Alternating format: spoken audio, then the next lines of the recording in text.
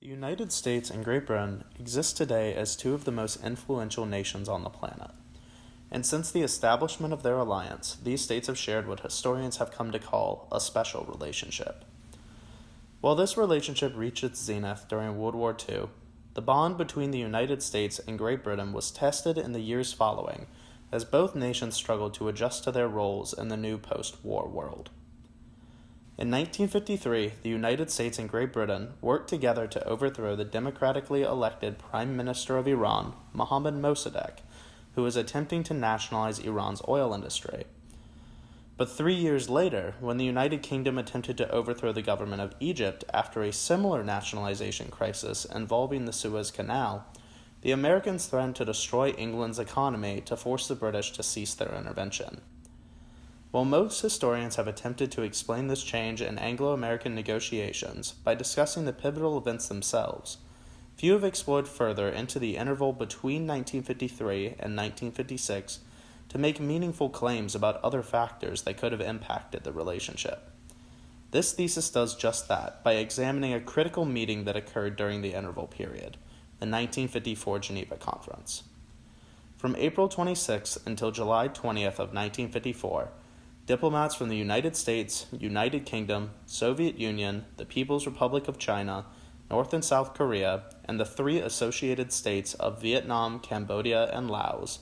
met in Geneva, Switzerland to discuss issues relating to the end of the Korean and First Indochina Wars. During this conference, tensions emerged between leading British and American diplomats, which clearly indicates that the close bond these nations shared in Iran had deteriorated drastically. The most notable explanations for this change comes from the animosity between British Foreign Secretary Anthony Eden and American Secretary of State John Foster Dulles. Dulles believed that the only way to save the situation in Indochina was a collective defense coalition, deemed United Action, which would counter the influence given to the Viet Minh by the Chinese Communists. Anthony Eden, however, believed that diplomatic negotiations, rather than direct military involvement, was the better alternative. The British were motivated to pursue this approach because of their own colonial interests in Southeast Asia, their resentment towards the United States for replacing them as the world's predominant global power, and the belief that military involvement would result in escalating the isolated conflict into another global war. To prevent these undesired outcomes, the British refused to accept the American proposal and came up with a peace settlement of their own to bring an end to the fighting in Indochina, much to the displeasure of John Foster Dulles.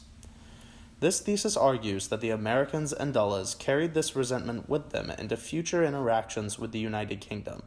which greatly damaged the special relationship in the long run. To provide evidence for these claims, this thesis consults diaries from President Dwight Eisenhower and Anthony Eden, declassified correspondence from both the United States and Great Britain,